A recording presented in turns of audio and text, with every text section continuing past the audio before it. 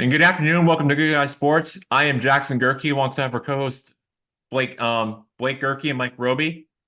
BL Lomberger will be with us shortly, but we will get to the Preakness stakes in a moment. But we're going to start off with the playoffs with the what's going on right now in golf with the PGA Championship out in Valhalla. Right now, Daniel Schauffele has it looks like to be a four-shot lead at the moment, but as you may recall, he had the lead before in a major championship at LA Country Club, ended up slipping away and finishing in the top 10 and not winning any major or any golf tournament golf tournament, which in my opinion he could be like the Buffalo Bills of golf, which is why he never wins and finishes first place in any golf tournament. So that's something to keep our eye on. And he's right behind Tony Finau and two American players and Rory McIlroy and Scottie Scheffler is in the mix. I was watching the coverage earlier, and he just hit a eagle shot right in the hole on the second tee, and that's just what I got for you lately for what's going on in the PGA Championship out in Valhalla. And and and and so we'll talk more about that a little later, but right now we got to talk game 6 of the game you're going to tonight. Hurricanes at home take on the Rangers.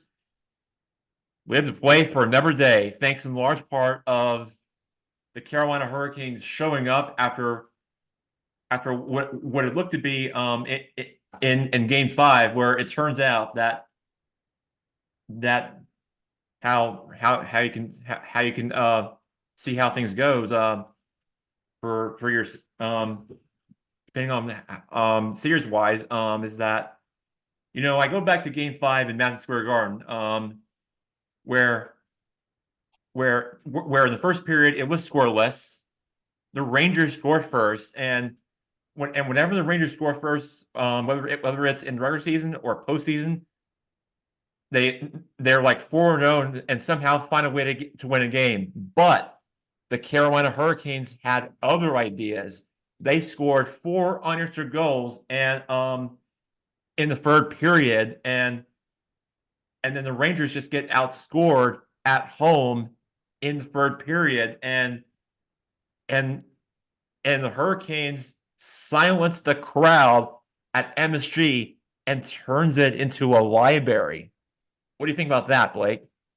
I mean, you're absolutely right, Jack. I think MSG set a Guinness World Records for world's quietest arena instead of the world's most famous arena. They actually changed the sign out front. But look, yeah, I've been saying it.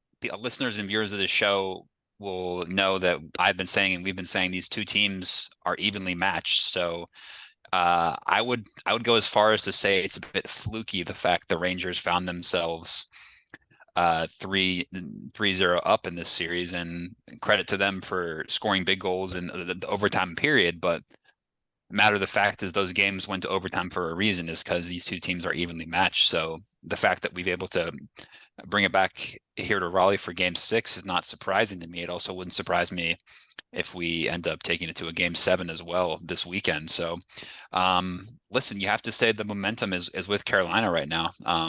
We've seen similar situations playing out right now in the NBA, for example, with Denver flipping an 0-2 deficit to go up 3-2. So we'll see if Carolina can do the same. I'm pretty confident given how well we played, particularly in that third period of game 5 in MSG, where, like you said, it was kind of back and forth in the first 2 periods. But yeah, I mean, we really quieted the house there in that third period, right, Mike? Yeah. So, Blake, are you concerned with Chris Creeder coming back and playing tonight with the Rangers? Yeah, I mean, he's definitely a good addition to have for them. I think if we have all of our best guys and they have all of their best guys, then I still back us given the home ice advantage that we'll have tonight. But from what I can see for this matchup, it should be relatively healthy on our side. So yeah, I mean, look, particularly if we get an early goal as well, and the crowd really really gets in there, then the Rangers will just be feeling the pressure more and more as the game progresses. So that early goal from a Carolina perspective will be very important tonight. Well, good luck on the power play.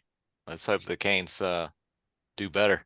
That was the issue early in the series, probably still an issue in this series from a Carolina perspective is the ineffectiveness from the power play. You're right to point that out.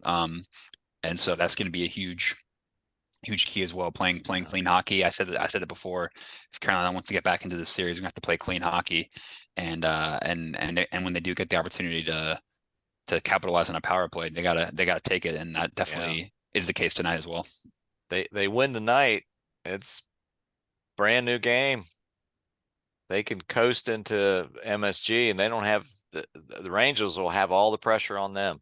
Exactly. Yeah. Exactly. Hey, And Blake, so what's up? it's a bit of a it's a bit of a weird scenario as well, where all these fans will be super, New York fans are excited to go to a Game 7 MSG, but also going to be really on edge given the fact that they blew a 3-0 lead. So and particularly a team like the Rangers and MSG has those history behind it. They don't want to be in that little history book teams to blow a 3-0 lead, which it has happened in hockey more than you would think, more than NBA anyway. Obviously still pretty rare, but in this situation, you don't want to be part of that history. Yeah. Sorry about interrupting. Hey, BL Lumber, what's going up? on, man? So I wanted to ask you hockey, before we can jump into this conversation. I got to ask you before we talk hockey.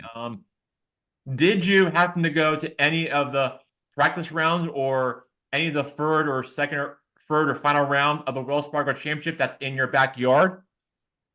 I did not, Jackson. I did not. No. I wish I did. Pretty cool though. Good for Rory, man.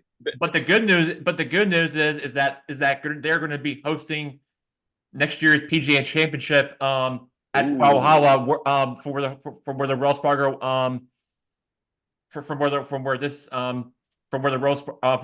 this week's Wells Fargo Championship took place. So you're not alone. So well, Jackson, I know you're excited. I know you're excited about Valhalla. And Jackson, cool story. One of the club pros at the Qual Hollow course got to play in this last weekend's tournament in Charlotte and finished top 10, which qualified him for the PGA tournament this weekend. So he's a club pro that just happened to get in the Qual Hollow tournament, and now he finished top 10, so he's going to play in the PGA tournament. So cool story there. Yeah. Hopefully, we'll be all into that and follow it more often. I'm pretty sure. Yeah, I'm really intrigued and interested to see what his backstory is. Really cool, and I'm pretty sure it was a good piece for what for what he did in the tournament. Very special. Cool thing about the Hurricanes too. Good talking about the Canes. So Blake, are you gonna go to the game? Yeah, I'm gonna be there tonight. Yep. No way! I'm excited. Oh, it's gonna be rowdy. It's gonna be an intense atmosphere, and they've made a point as well. I know they were a bit unhappy with the first 2 home games, how many Rangers fans were in there, so they set selling restrictions to the Carolinas and like parts of Virginia and stuff like that for buying tickets for this game. So expect a heavy home crowd advantage tonight. It's gonna be loud. It's gonna be loud in there. You better be hoarse tomorrow morning. I'm not gonna be able to speak. Yeah, I'm gonna do the old. I might have to call out of work sick with the old playoff game blues on a Friday morning. If you're not hoarse tomorrow, you're not doing it right. Absolutely. I'll be waving my Raleigh towel and screaming as hard as I can, screaming out the New York Rangers. But yeah, no, I think I do believe the Hurricanes have a good home ice advantage at PNC. So that's why I'm gonna give them an edge tonight with the momentum, the home ice, an early goal as well. Yeah. I think we're gonna go into the first period, the first intermission, with a 1-goal advantage, and so I think that's gonna help out. Yeah, that's good. So what do you think of Nikushkin being suspended for 6 months? Is that From going the to hurt the Avs? Avalanche? Yeah, it's I mean, certainly what a not time gonna. to get suspended. Yeah, it's not going to help for sure, and it's obviously a bit of bad press as well, right in the middle of a series. You have to kind of question maybe the timing of that from the league perspective, but I guess they have their reasons for doing that. But yeah, it's certainly a momentum killer for the Avalanche, who are already facing a bit of an uphill battle, no pun intended there, for the Avalanche against Dallas. I personally, I think Dallas might honestly be the best team in the West for sure, maybe even the best team in NHL. I've watched a couple of their games this so far in the playoffs, and same thing with Carolina. Yeah. They got a great home ice advantage. Yeah, maybe the problem just kind of snowballed on them. Yeah. I think they're really they're going down a black diamond here in this Dallas Stars team, and they're gonna wipe out if they're not careful. But yeah, I mean, they got, similar to Carolina, they've got a game 6 at home, Colorado. So wouldn't shock me if they're able to scrap a result together. But I definitely wouldn't bet against Dallas at home in a game 7. So I would expect them to win that series and possibly even make the Cup final. Dallas, they look pretty sharp this year. Jack, what do you think about the other matchups as well? I was talking to my friend who's at work, who's a Bruins fan, and I think we both kind of agree they look a bit cooked in that series. Florida, they can't really keep the puck out of the net against Florida. So I don't think we're going to get a Boston-New York conference finals in NHL. I think we might get a rematch Carolina-Florida, huh?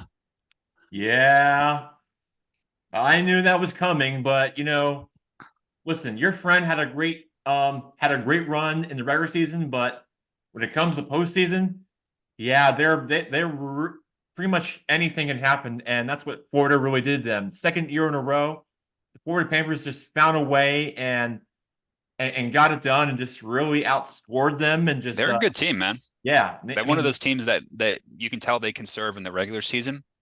Once the playoffs come around, they mean business, man. They put the puck in the back of the net. I mean, they're scoring 5-6 goals. Like, they don't mess around, those Panthers, man. No, they don't, especially at this time of year when they somehow get really hot, and all of a sudden everybody in Boston and is just going to be, for the Bruins, that is just going to be really you feel bad for your friend. They're moving on to the Celtics. Yeah. Well, that's yeah. I don't feel too bad for them, to be They'll fair. have the agree. But Celtics. the Bruins, I'm not going to cry about it. yeah, the Bruins, they had a great season, but what I say to Boston fans, time to move on. Like you said, the Celtics, because who knows, your time should be starting pretty soon against what should be a great East Coast battle between the Knicks and the Celtics, which should be a fascinating matchup to watch. Depending on how the Pacers series goes for one game at a time before that, but that should be a very fascinating game to watch. If and when it does happen, but not determined yet. But yes, there's still some. But yes, there's still some Boston sports to really cheer about. So I know he feels bad for your Bruins, but what I would say to him is that he had a great season, but there's still some more. But don't worry, there's still some more sports in your town to really be cheering about. That's what I would say to him. Yeah. I think that series looks like it should be done and dusted, and then I think the Edmonton Vancouver series looks like that could be a tight one as well. The Canucks seem like they're a bit of a hot streak playoff team. Edmonton's got some strong attackers. McDavid's always a threat, certainly coming down the ice. I might give Vancouver the edge there. They've got the home ice advantage, and that seems like a really close series. I think I might pick Vancouver in 7 on that one. So I think it looks like it's going to be Vancouver Dallas, but I think Dallas is a class of the West.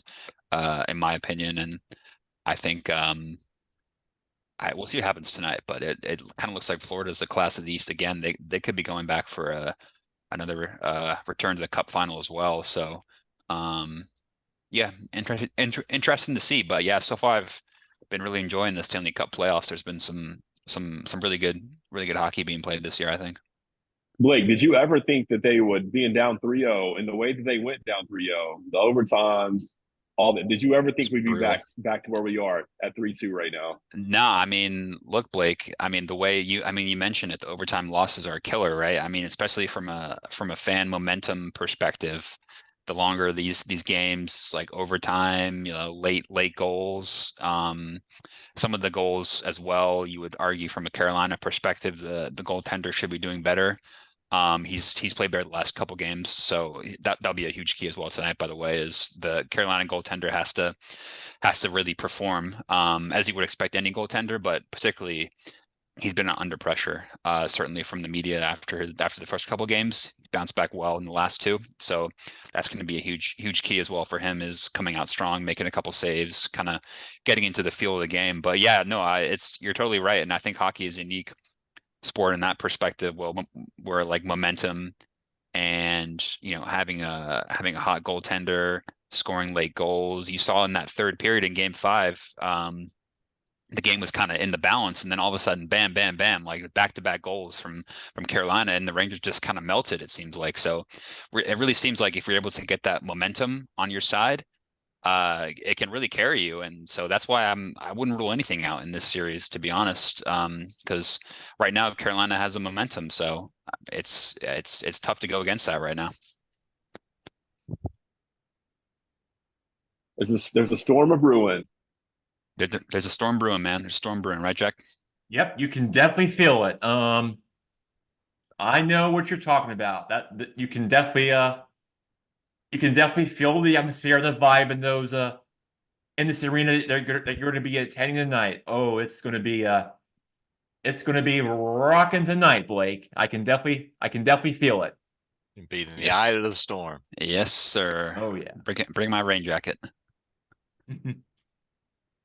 Sure, we'll get you one. What's our next topic? All right, so let's move on to the NBA and talk and let's talk some Western Conference playoff series. I mean, we got the Joker, Nuggets, and then against Anthony Edwards, Timberwolves, and Jamal Murray, what a player and he is, the by Joker, the way. and Which one, Joker?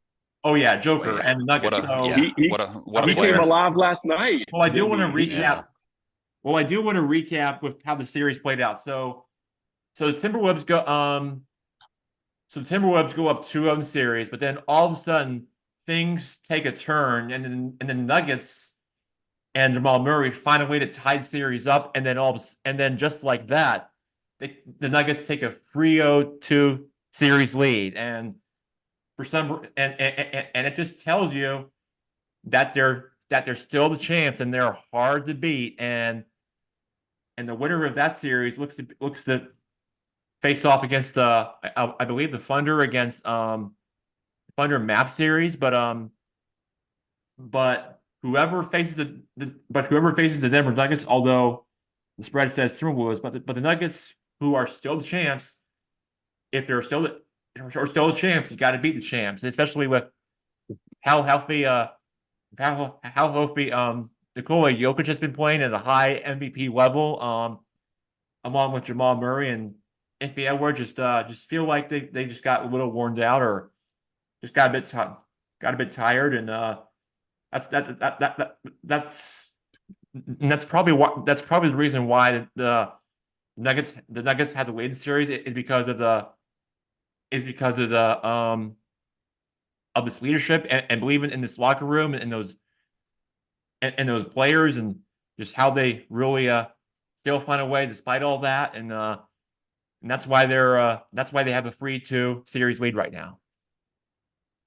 Yeah, look, I mean, Minnesota's a great team, and obviously they went up 2-0 on the defending champs, and I think everyone was pretty shocked. And obviously Anthony Edwards made a huge stride this postseason, and that first round sweep of Phoenix as well. He looked incredible, and he's certainly going to be the face of the league here coming up soon, given he's so young and he's already performing so well in this postseason. And obviously you've got, Karl Anthony Towns and Gobert clogging up the lane, playing good defense in those first 2 games. But you can really tell that Nikola Jokic was out for he's out for revenge in these past couple of games. He's obviously the MVP this year. It's his 3rd MVP. And I think he probably feels like he doesn't get enough respect, and people were already writing his team off after going down 0-2 against Minnesota. And man, did he come out cooking. Came out cooking last night, didn't he? Or two nights ago. He was lights out. Couldn't stop him. Unbelievable. It just kind of goes to show that he's kind of one of those players that he doesn't always score 40 points. He likes to pass the rock and get his teammates involved. But when he just puts his head down and gets to the basket, he does what he wants, even against the defensive player of the year and Rudy Gobert. He was making every kind of shot, hook shots, everything. It was unbelievable. I mean, he's got to be the most skilled big man I've ever seen in my lifetime for sure. And he's got such a gentle touch. Yeah. He muscles his way in and nobody's going to stop him. And then he's got a nice gentle touch. Unbelievable. Yeah. I mean, it just seems like he gets any shot that he wants. Was it true what he said to Rudy Gobert when he said, "Don't double team, I've got him"? And he said, "Hey man, I've already got 40 points. You don't got me." Is it true that he said that to him? Yeah, I think that was from a couple of years ago. I think he was. Okay. Yeah, okay. yeah. I think he was cooking with like 40 or 50, and somebody was like, "I got him," and he's like, "I have 40 points. Like you don't got me," kind of thing. You don't got me. But yeah, I mean, I think Minnesota's got a lot to do to get back into this series, to be honest. What's the series at right now, Jack? It's currently 3-2. 3-2 series lead. Sounds like something else we know. Sounds like another series we know. Well, yeah. Game 6 is in Denver tonight as well. So they've got the home court tonight. Yeah. You would expect Anthony Edwards to come out and try to just blitz Denver and put up a huge amount of points, but you would expect Jokic to be able to do that himself as well. So maybe you give the edge to Denver. You sure that? And then in Minnesota, I mean, this is the 6th game. Yeah, so this would be in so. Minnesota. Is it in? Oh yes, you're right. It's in. It's in Minnesota. Yes. This game will be in Minnesota. That's right. So that might give Minnesota a bit more confidence they can get back into the series. Yeah. Fair point. But the Nuggets have won 3 in a row. And it's even if Minnesota does get the game tonight, it's tough to bet against Denver at home in a game 7, right? Yeah, I mean they gotta. There's a lot of momentum on the Nuggets side. They're a totally different team than they were in the first 2 games. It does feel like to me there's a bit of a collision course, Boston and Denver right now in the NBA Finals. I know Dallas is playing well. Kyrie and Luka are big scorers, but it does feel like a bit of a Denver-Boston collision course to me, which I think will be a really fun series, by the way. So, well, I think that the Knicks and the Celtics are gonna have to meet first. New York's pretty banged up, though. You give him much of a shot in that one? Well, I don't know. If they're not 100%, then I don't think they're going to have a chance.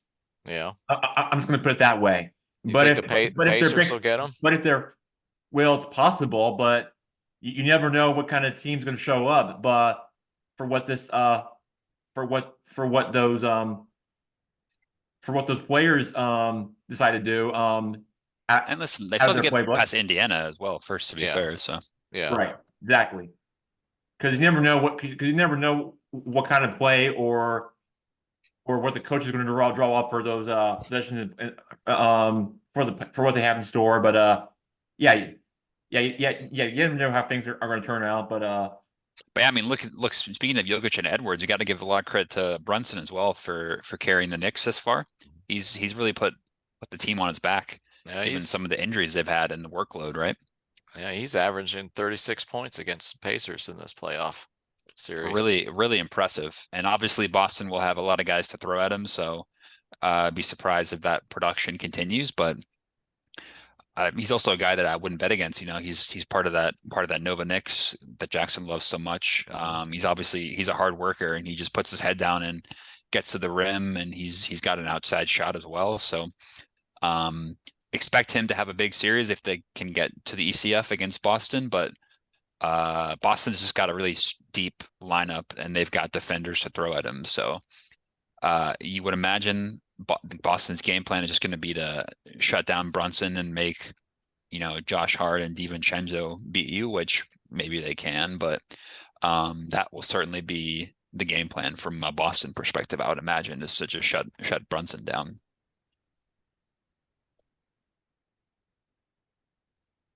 All right, Blake, let's switch gears and talk about the NFL schedule release that took place last night. So I don't know if you know this, but my intriguing storyline, my headline for the upcoming season is the Green Bay Philadelphia game this is the first time NFL has played a game there in Cornelius Arena in Sao Paulo, Brazil. The first time ever Brazil in Brasilia. Goal!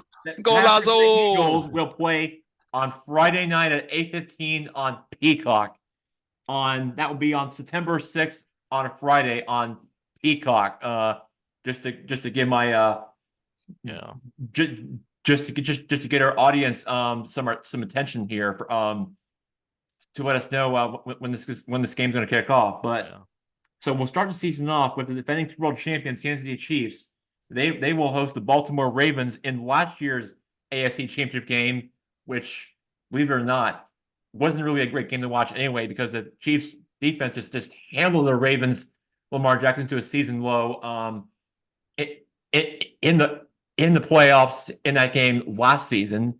Now they get a rematch, and who knows how Lamar Jackson's going to really show out and perform in this season game than he was last year, because obviously there were some talks that he couldn't do any offseason workouts because he was in a hold up contract situation, and so now I feel like he might be lifting some weights and getting his muscles and getting his body healthy, 100% ready than he was ever before, and that's what I think I'm going to be watching. And then we got the Pittsburgh Steelers on the road taking on the Falcons on September 8th, and then we got the Commanders at the Bucks. Uncle Mike's team going to Tampa Bay. The game with two Heisman Trophy winners. Yeah, Baker versus Jaden Daniels matchup. I love that. Only one NFL quarterback though. Right. And then, don't you like Mayfield? In moderation. Yeah. In small doses. Yeah, he's not a bad quarterback, although he may not be for everybody. But I say he isn't. But I say he's a fine quarterback for me. Yeah. And we played the Falcons in week 17. Battle for a top 3 pick. Well, that should be fascinating to watch. Yeah. And then we got for the Minnesota Vikings,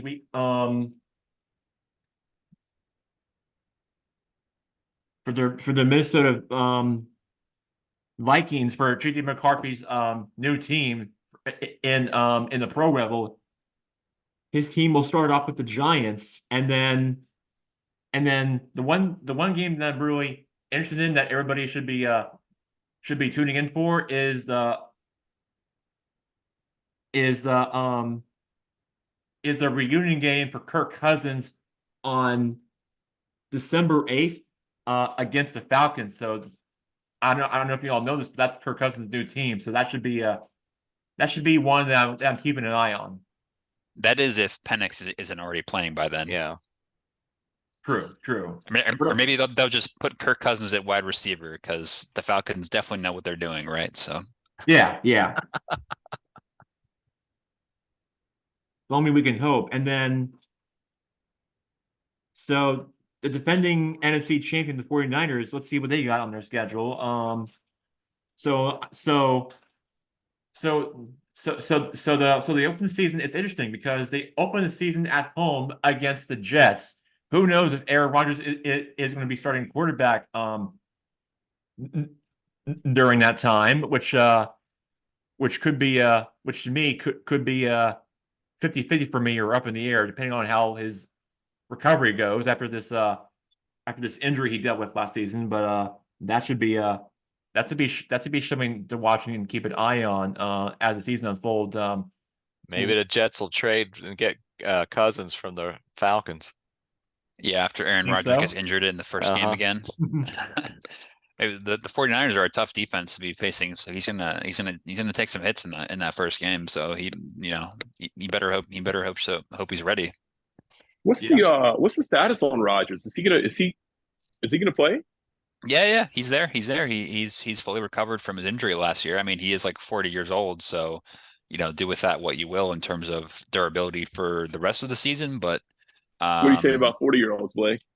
well, apart from Tom Brady, there's not a great track record of 40-year-old quarterbacks playing and staying uninjured as well, by the way. And Blake Lomberger playing in recreational leagues being 40. I think we've shown some promise. And you stayed injury free the whole year? Did you stay injury free the whole year?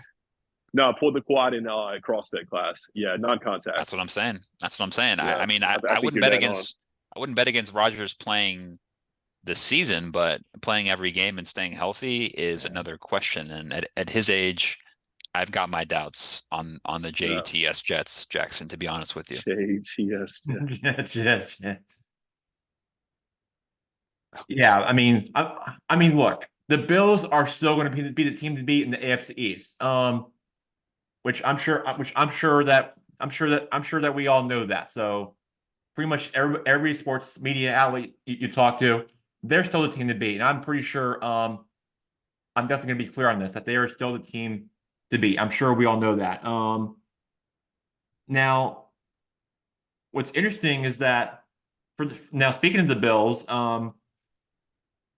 it's interesting because they go to Miami on September 12th, and then their division games are with the Patriots on the 22nd through January 5th of this of December and January, and then the Jets, they are going to be playing on October 14th on Monday Night Football. And then the Jets will play the second doubleheader at home on December 29th, a few days after Christmas, and that's where we're going. And then so let's talk about the holiday games, starting off with Thanksgiving. For Thanksgiving week. So the first game we got is the Bears will host the Lions in the first game, and then No, the Lions will host the Bears. Lions will host the Bears in the first game. Yes, that's right. Lions will host the Bears in the first game. And then in the late afternoon, and then later in the afternoon, whenever our families are finishing up with their Thanksgiving turkeys and feast, or families or relatives are just doing some family social time, whatever it is they have going on, whether it's gifts or singing Christmas carols or doing some holiday family stuff together, like what we're doing. Then the next game that'll come on is the Cowboys will host the Giants at the 4:30 slate. And then I missed the turducken. Well, hopefully the Giants aren't wearing those ugly new uniforms. Have you guys seen those yet? No. They're pretty. Here, let me show you guys a picture. They're pretty wild. They're like throwback uniforms. Uh-huh.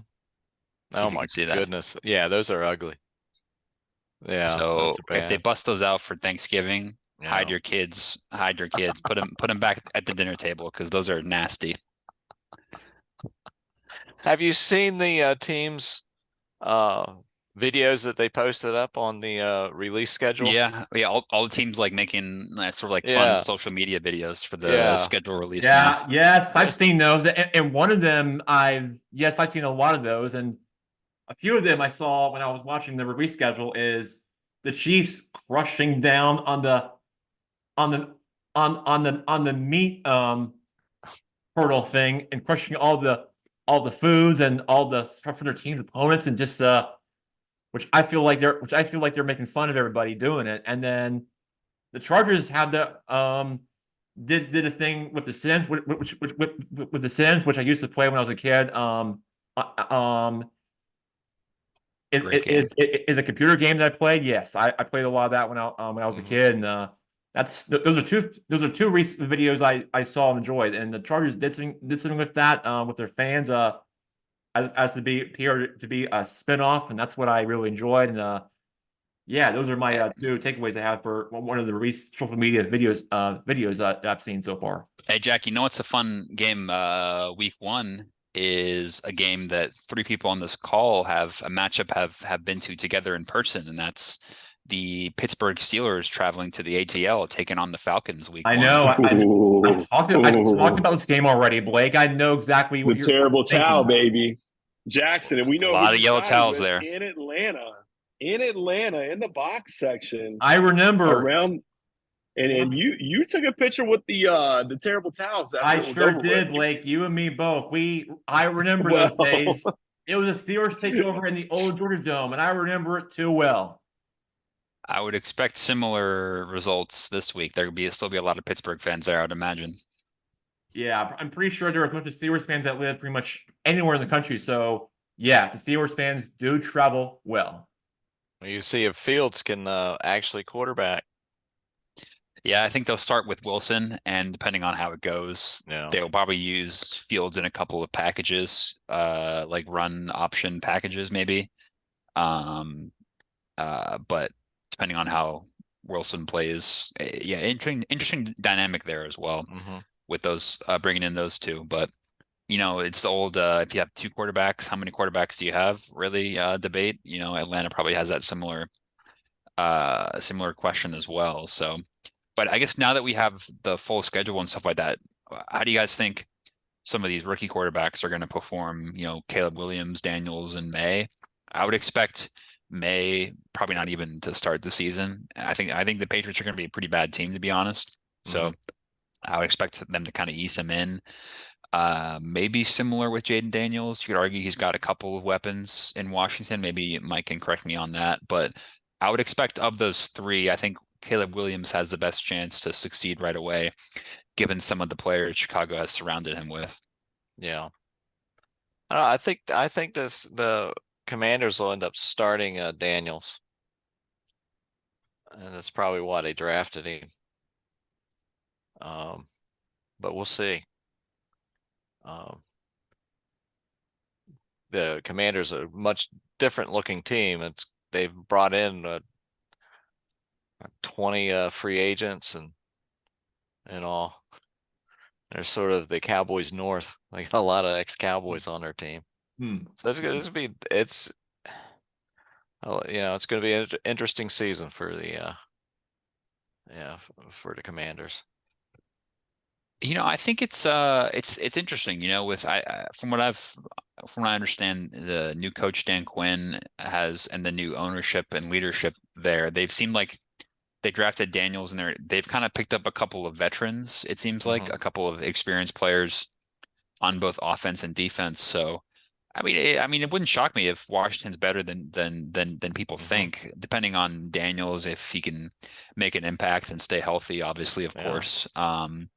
But I mean, he's an exciting player, I think a lot of the concerns people had with him was maybe his long-term viability in the league, given his style of play, injuries, a la an RG3. But in the short term, I think he's going to be a really exciting player and someone that defenses are going to have to adjust to, right?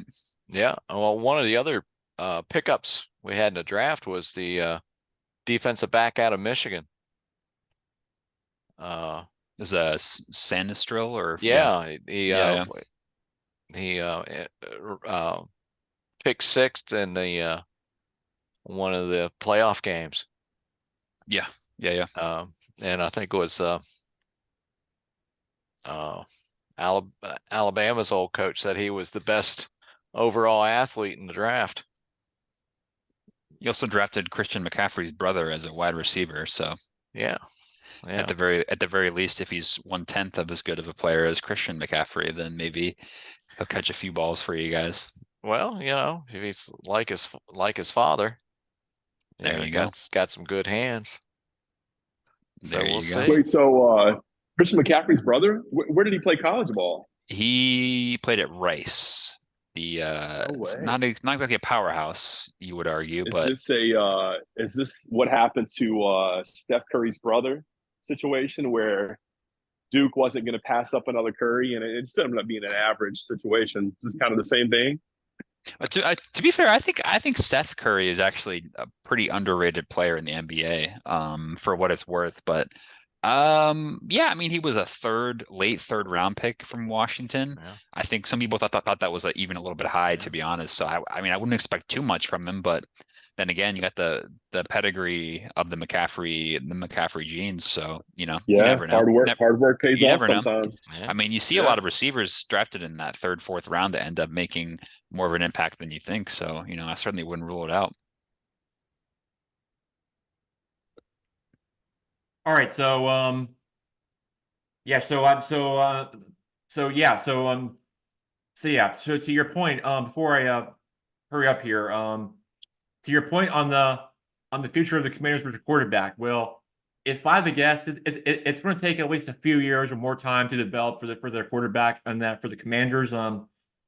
If I had to guess, their Super Bowl window is going to be more likely in the 2030s, so it's probably going to take some time, but maybe when the new RK Stadium is built,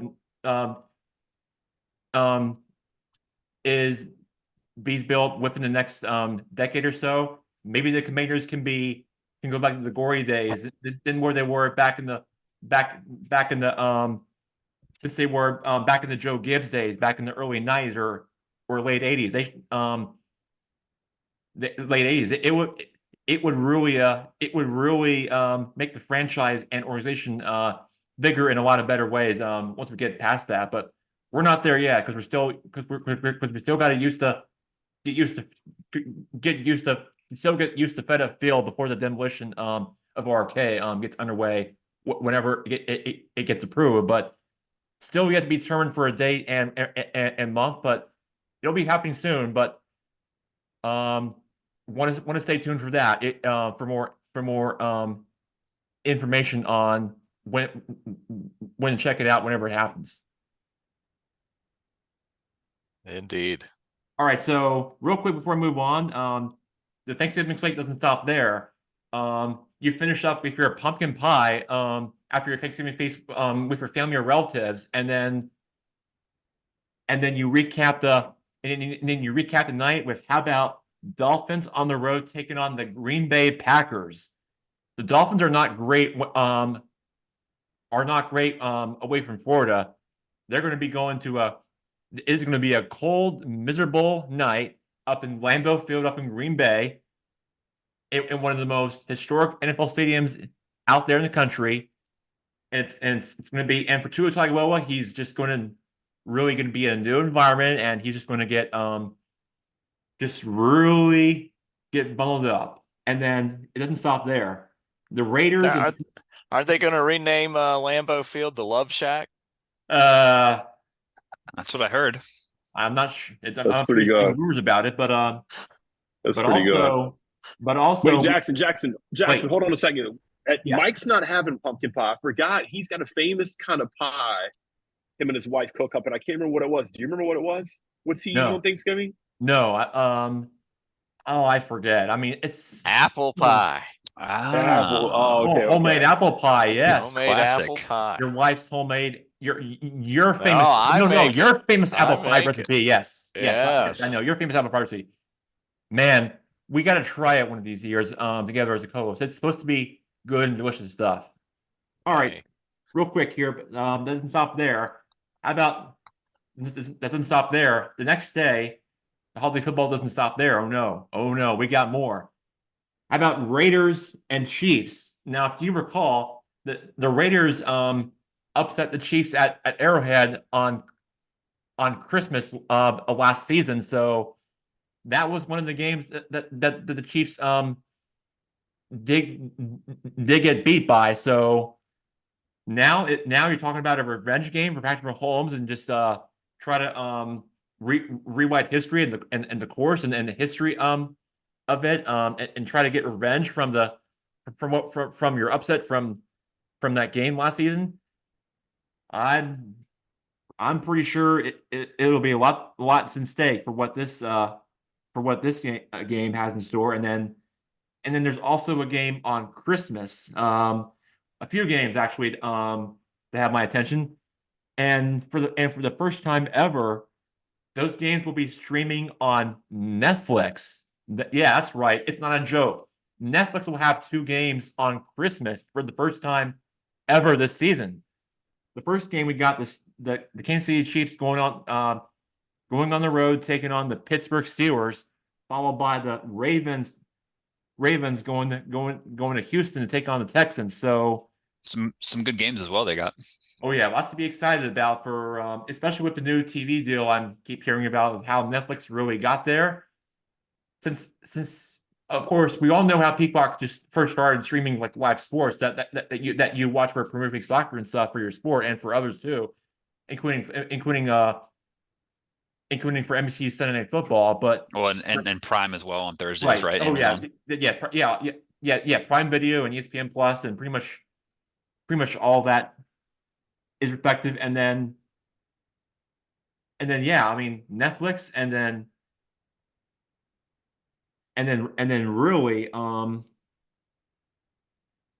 and then also we got the Jaguars always hosted games in London. They have got a couple of them this year, and then that's one of the international games of them too. And then we got the Panthers taking on the Giants in Munich, Germany. That should be fascinating to watch. But you have to get up early in the morning to watch it because it's like because it's Sunday afternoon in their time over there in Europe. So Jackson, who shows up more for a game, the Brazil fans or the German fans? Germany's second game, Brazil's first. Who's going to show up I more? want to have to guess the Brazil fans. I guess they've got their reasons for playing in Brazil. I know the NFL is pretty popular in Germany, and remember watching the draft, they had a lot of the NFL international fan groups announce some of the picks, and a lot of them were from Germany and like Australia and the UK and stuff like that. So, but I guess there's a big NFL fan base in Brazil. I mean, we're gonna find out. Yeah, it was a bit of an interesting news piece when we saw they were gonna play a game in Brazil, but Will they've they obviously become got fans of one of these two teams? I mean, how do they choose their, it seems like a lot of Mexico's a Cowboys fan base because they're close to it. I wonder who Brazil's going to choose. Yeah, it's interesting. I chose like in the Premier League in England, like we saw Liverpool here in North Carolina a couple of years ago, so I started following them. So maybe it's kind of like you go to a game and you pick one of the teams that you see in person kind of thing, or some people might just like the teams that are good, so you have Chiefs fans or something like that. But yeah, interesting. They've South American fans are pretty passionate from what you see on TV and World Cups, Olympics, etc. So I should be a good. think they'll all be Commanders fans. I like it, Mike. Choose a team that's up and coming. You've only got upwards to Absolutely. go. You only right? got up. That's right. That's going to be your selling point. That's Join our bandwagon. There's only one way up. right. Join DC, District of Champions. There you go. Okay, so I'm pretty sure. Okay, so just to clarify from what for who the Jaguars are playing in London, they're actually playing in back-to-back weeks through week 6 and 7, and they're going to be taking on the Bears and the Patriots through the dates of October 13th through the 20th. So just to clarify on everybody's schedule. So Just want to let everybody know that everybody know what dates they are playing. Now, are they going to fly the season ticket holders over to London? I think Jacksonville's pretty used to playing over there by now. So oh, I'm pretty sure they. I mean, to be honest, like you mentioned, like Blake mentioned, how do international fans choose what team? I mean, it really seemed like the NFL is like forced feeding them the Jaguars because they basically have this deal where they play a couple games every year. But like to be honest, if I'm like some random British guy who likes NFL, like I don't know. I don't know if I'm hitching my bandwagon to the Jaguars. To be honest. Well, pay attention to the schedule as the season progresses, because the NFL is going to have more and more to be determined games.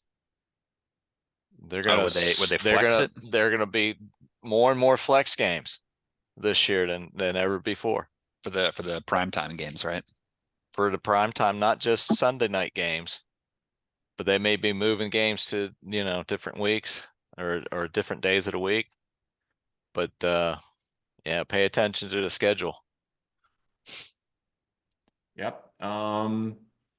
Yep, that's something that we're going to keep our eye on, and yeah, yeah. If there are any changes for the NFL, including the Giants-Panthers game, which is still a go, as of right now. But like Uncle Mike said,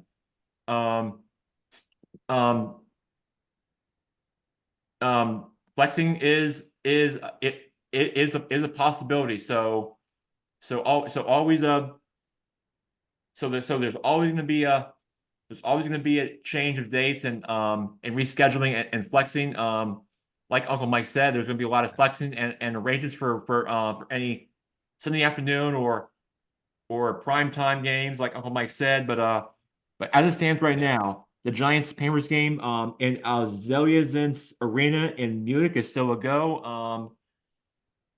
If that game does get flexed, I think the German fans kind of got a bad game there. I'm going to throw it out there. I think the German fans are a bit hard done by there, in my opinion. I mean, look, Blake Lumberger included. Now that he's in, no offense, Blake. Now that he is currently on the ground there for this team, over there for their fans in Munich, but I don't know if I had to guess, BL Lumberger, for your hometown team, they're going to be drinking some like German beer and just having a great time and just other teams what they're doing. You're dead on, Jack. They're going to be drinking a lot of those Diet Pepsis, and that's going to be the ambiance. But hey, they might become Panthers fans. We'll give Mike the Brazilians, and we'll take the Germans. And then when the Panthers play the Commanders, it'll be Brazil versus Germany. Yeah, almost like an international soccer game. If only this game were played in Allianz Arena in Munich, then I'm all in. We should make Blake, anyway. I think you're onto something, Blake, with the London and Jaguars. Like if the Jaguars were to play in Germany, would this become a little bit of a England versus whoever Germany cheers for? Yeah, I mean, it seems like they're trying to kind of, they've positioned the Jaguars as the UK team. So wouldn't shock me if they position some team as like the German team that plays there every year kind of thing. Maybe they're still trying to figure out who that is. So could be Carolina, could be the Giants, see how the fans kind of react to that. So yeah, it wouldn't shock me. I just feel like the Germans would just love a Bills Mafia situation. Yeah. Just kind of hard, like they could really working relate class. To it. Yeah. Jumping on tables and pregame. I feel like they could fall in love with the Bills. Yeah, that's not a bad shout. Mm-hmm. They should play the Packers. Should be the Germans team. You think because of like the beer and the cheese? Yeah, the Midwest connections. With the that's a good point actually. Close to Milwaukee. Yeah. Pretty much the state of Wisconsin and Milwaukee, Green Bay included, definitely does have like a European German feel. So I'm pretty sure it has this. My grandparents used to grew up in Sweden, so it does have a having went to college at the University of Wisconsin and the state overall, part-time Packers fan, and it does have a Swedish European kind of feel. So Well, you know, so I do I've get heard what you're people saying. people call Green Bay the Paris of the United States. So, you know, that's what I've heard. Hmm. It's the most romantic city in the Midwest. Very Guys with the portal connecting Ireland and New York City, we might have to give Ireland a New York team to cheer for. Making a lot of connections up there in the portal. That would be And Boston. it's Boston. Sorry. Okay, we'll have to give them the Mhm. Patriots in. There we go. Yeah, they've already And got the Ireland will become Celtics, Celtic Irish green. So Yes. yeah, there we Yes. go. Ireland does has a great connection with the people of New England and Boston in general. So yes, pretty much anywhere in New England you go to, it's definitely a all Ireland feel. All right, real quick, Mike. So I'm getting the favorites for the Preakness Stakes for after what was a incredible photo finish in what was a close. Really, this race could have gone either way for last weekend's or two Kentucky Derby, and now we turn our attention to the Preakness Stakes post edition Yeah. favorites. So far, I'm seeing Motic, Uncle Heavy, Catching Freedom, Mystic Dan, the defending Kentucky Derby champion is in fifth position, followed by Cecil the Gray, Just Steel, Tucson Gold, and Imagination. So, Uncle Mike, you're the horse expert guy in your background. Out of those 9 top picks, who do you like winning this year's Preakness Stakes? Well, it's going to be there's only 8 horses running. Muth was the favorite, but he has been scratched. Right. That's the first from Bob Baffert's horses. Imagination is his other horse in the race. Sierra Leone and Forever Young, the place and show horses out of the Derby, will not be in the Preakness. Forever Young has gone back to Japan, and Sierra Leone's being saved for the Belmont. But it's going to be raining in Baltimore all day Saturday, most likely. So it's going to be a muddy track. And I think a muddy track is favored for Mystic Dan to win the Preakness. Although my long shot pick to win the Preakness is Just Steel. And the reason I say that is in the Arkansas Derby, he came in second in the Arkansas Derby. Muth, who was scratched, won the Arkansas Derby, but those 2 horses were far in front. They're like 2 or 3, 4 lengths ahead of the show horse in the Arkansas Derby, which happened to be Mystic Dan.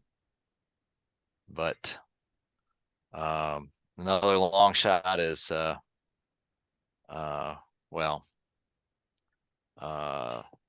heavy horse may come in pretty good. But I think Mystic Dan is probably going to end up winning the muddy track up at Pimlico this weekend. Mike, what do you mean by heavy horse? Well, there was a horse called, I forgot his name. Heavy is his first part of his name. so Jack, you don't mean like his physical weight. You mean well, like he's big. He's big. That's why That's why he's him called heavy. that. Okay, fair enough. That's why he's called him. Yeah, But Mike, I was thinking the same thing you were thinking. So maybe it is a little bit of both. Yeah. Hold on. Let me look it up. I got his Uncle Heavy. Uncle Heavy is the horse. So that's pretty good. That's pretty good. Watch out for Uncle Heavy, because he may finish in the top 3. Okay. That's the flyer of the week. Yeah. but Keep an eye on it's that one. most likely going to be a muddy track. Mike, you got the order pretty good last time. You gonna put a little $10 down on this maybe so we can Put a little get some flutter nice down. steaks over the weekend? Yeah. Oh, maybe I have to get my Monopoly money out. There you go. I like You have it. to break open the bank for us for a show to make some cash or money. I know. I I'm like just it. I'm just too stingy. That'll be nice. It would really it would really be the star of a show, and I would just Yeah. it would be something. Yeah. But the Preakness with 8 horses, the pole positions aren't going to mean as much as they did in Derby.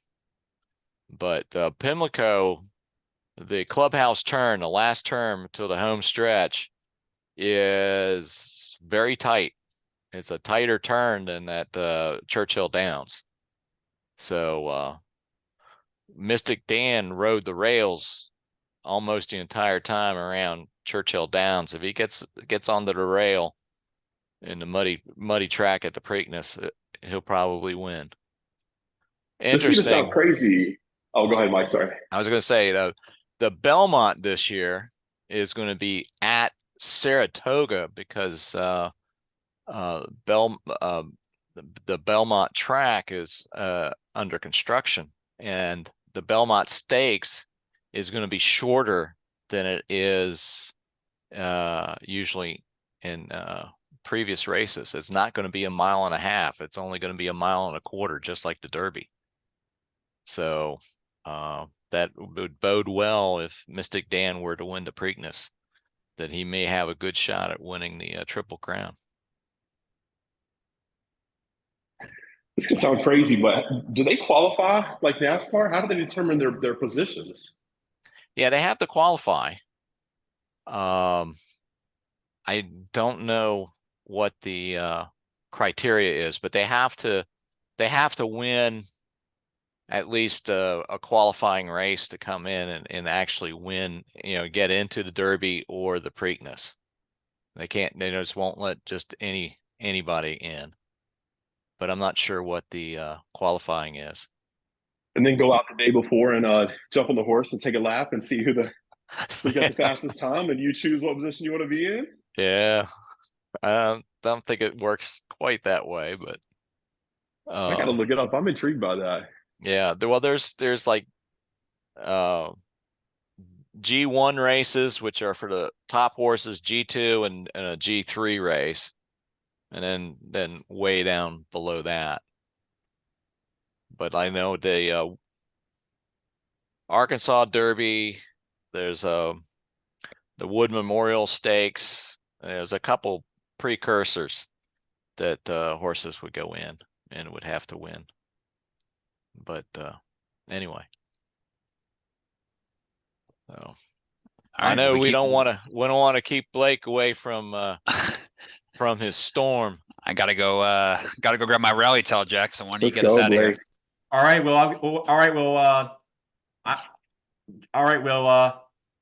just go and get out of there and do your thing, Blake. And enjoy the game tonight. Hope the Hurricanes pull out another win and force the Game 7. Well, thank you. No matter what happens, I mean, I'm sure you have a great season, win or lose. But look, you're a Carolina Hurricanes fans for life, no matter what happens. But that's all I can say. But Yes, sir. Uncle Mike, it's so great to hear from you. I got to ask you, are you going to be, if you're going to have a clicker on your TV remote in your family room, are you going to be flipping back and forth between the Hurricanes? I'm sorry, not tonight, but for Saturday, between the Preakness Stakes and the PGA Championship. Oh yeah. And the Nationals are up in Philadelphia this weekend, so I'll be flipping back and forth between all three. Oh, yeah, I like it. All right, guys, have a great day. All right. Thanks, Jack. See you, Jack. Yeah. See you, Blake. Bye. See you guys.